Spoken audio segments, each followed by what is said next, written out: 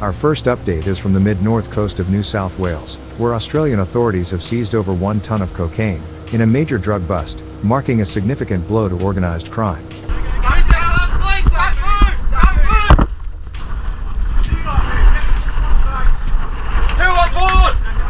How many to aboard? Forward.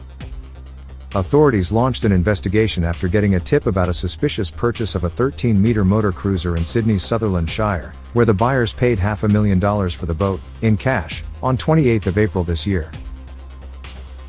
On May 9, 2025, police intercepted the vessel approximately 9 nautical miles off Nambucca Heads, near Southwest Rocks. In a dramatic takedown at sea, 2 men, just 24 and 26 years old, were arrested aboard the vessel and hauled back to shore. What followed was a staggering discovery: 1,110 tightly packed blocks of cocaine hidden on board, weighing over a ton. The massive haul, worth an estimated $623 million on the street, could have fueled over 1 million individual doses, marking one of the country's most significant drug seizures in recent history. Simultaneously, 3 more men, aged 28, 29 and 35, were arrested on land after police stopped 2 vehicles attempting to leave the Southwest Rocks area. All 5 men have been charged with large commercial drug supply and participation in a criminal group. All were denied bail and are set to appear in Coffs Harbour local court in July. Search warrants were carried out at several properties in Newcastle suburbs and at Catherine Hill Bay, with police seizing communication devices, documents, and cash. Forensic testing of the seized cocaine is underway to confirm its purity and precise weight. AFP Assistant Commissioner Stephen Demetto said the operation highlights the continued efforts of law enforcement to dismantle criminal syndicates exploiting Australia's vast coastline for drug importation. He emphasised that such maritime smuggling efforts are dangerous and carry severe legal consequences. New South Wales Police Acting Assistant Commissioner Jason Weinstein praised the fast coordination between agencies, stating this outcome prevented a massive quantity of illicit drugs from hitting the streets, particularly in vulnerable regional communities. Authorities reaffirmed their commitment to disrupting organised crime and bringing those responsible to justice, warning that any attempts to import drugs into Australia will be met with swift and decisive action.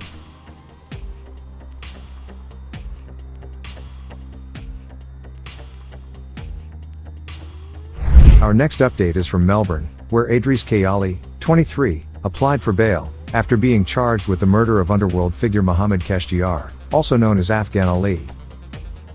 Newly released photos showing him entering and leaving the courthouse are now circulating in the media. The shooting occurred in South Yarra on August 4, 2023, and was described as a targeted attack.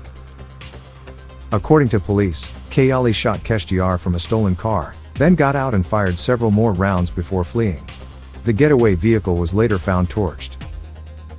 Kheyali was initially arrested in September 2023 but released pending further inquiries and was re-arrested last month after new evidence emerged.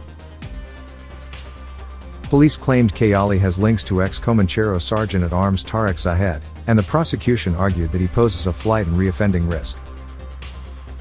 Kheyali denied involvement, and his lawyers told the court that there were no forensic or firearm evidence tying him to the scene.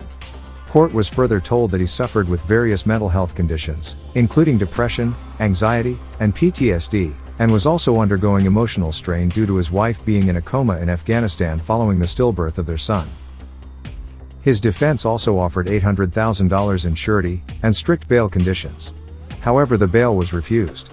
Justice Rita Incharity rejected the claim that the case was weak, citing the targeted nature of the public shooting and the use of a firearm. The judge emphasized community safety and noted Kheyali's past involvement in a violent gym assault. She ruled that exceptional circumstances were not met. Judge also rejected the notion that his mental health issues couldn't be managed in custody.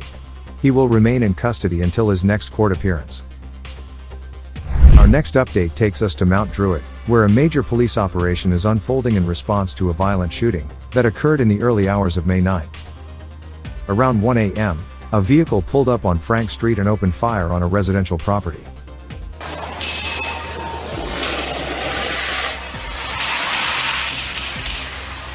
CCTV footage captured the brazen attack, showing between 20 and 30 rounds being sprayed across and at the front of the home.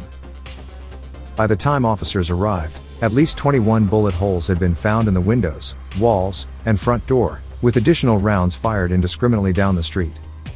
Inside the house were up to 5 adults and 6 children, and according to police, one young girl narrowly escaped being hit. A male occupant named Tui Puliva later told the media that a bullet missed the child by mere inches, calling it an extremely close call. Detectives believe the shooting was targeted, with the intended occupant known to police and believed to have links to outlaw motorcycle clubs. Authorities have expressed alarm at the attacker's disregard for human life, particularly the safety of the children inside.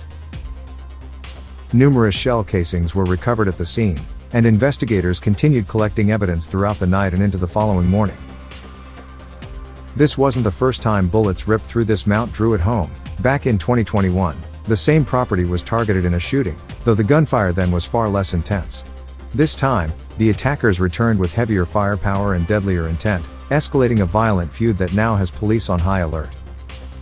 While the resident claims to have no idea why the home was targeted, police believe otherwise. They suspect both shootings are connected, pointing to the occupant, who is known to them as someone possibly tied to ongoing tensions within organized crime circles and bikie networks. Preliminary ballistic analysis suggests the weapon used may have been an AK-47 or something similar. As of now, no arrests have been made, and the investigation remains ongoing. From one shooting to another, our next update is from Sydney's southwest, where a MMA fighter Houder Kudera, known in the ring as the Smiling Assassin, is recovering in hospital after surviving a second attempt on his life. Around 11:20 p.m. on Monday 12th of May, the 29-year-old was driving a truck along Donald Street in Yen Nora, when he was ambushed. A vehicle pulled in front of him, and a man reportedly stepped out and opened fire, riddling the truck with bullets. Kudera was struck in the wrist and abdomen before fleeing on foot, seeking shelter at a nearby home. Ambulance paramedics treated him at the scene before transporting him to hospital, where he remains in a stable condition. Police from Fairfield City Command secured the area and launched a full-scale investigation. Minutes after the shooting, a dark SUV was found burning on Boundary Road in Chester Hill, while a black Lexus was also torched on Dixmude Street in South Granville. Authorities are investigating whether the fires are linked to the attack, which they believe is targeted. This is the second time that Kudera has been shot at. He was previously caught up in a separate shooting at his Wentworthville gym, when a gunman posing as a delivery driver opened fire. The attackers are still on the run as police work to unravel what they believe is a carefully planned and intensifying conflict. Houder Kudera is known in the MMA world as the Smiling Assassin. He is a 29-year-old featherweight fighter.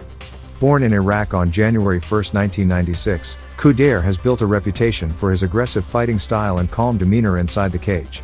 Competing as an amateur, he holds a record of 8 wins and 4 losses with a notable streak of 3 consecutive victories. His fighting foundation is rooted in kickboxing, and he trains with the Australian top team in Wentworthville, a gym known for producing high-level talent. Our next update is from Sydney, where 2 men have been stripped of more than $8.7 million in assets, following a decade-long investigation into one of Australia's most sophisticated GST frauds involving gold bullion. Jonathan Kellu and Cedric Adrian Milner, the ringleaders of an elaborate criminal syndicate, posed as legitimate gold traders while orchestrating a scheme that defrauded the federal government of almost $41 million in GST. The pair created the illusion of being among the world's biggest gold bullion buyers, but behind the scenes, they were manipulating tax laws to line their own pockets. In December 2023, both men were sentenced to 8 years in prison after being found guilty of conspiring to dishonestly cause financial loss to the Commonwealth.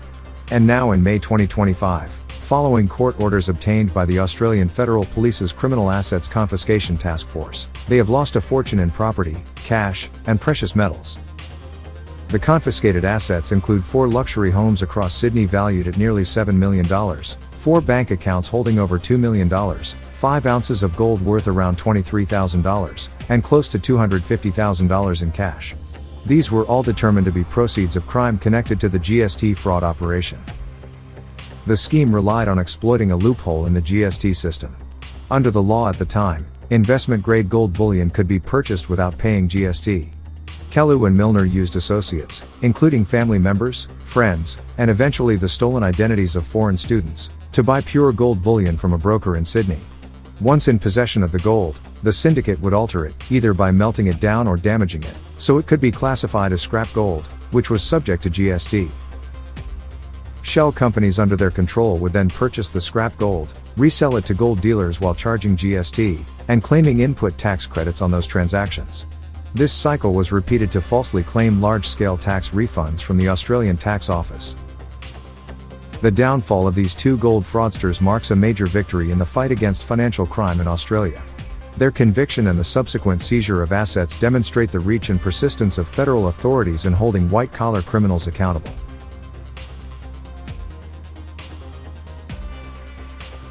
If you're looking for more thrilling and edgy bikie updates, don't hesitate, whack that subscribe button, spread and share the video, hit that like button, and drop your thoughts in the comments.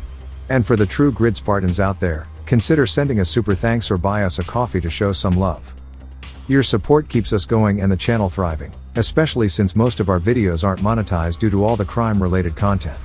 Stay tuned, stay curious, stay awesome, and take care. Wu-Tang. Keep your head down. Smuggle life in pieces, don't make a sound. Wardens like vultures, waiting for the fall. Every step, every breath is another close call. Underground kings, power plays and rust. Razor wire halos, souls turn to dust.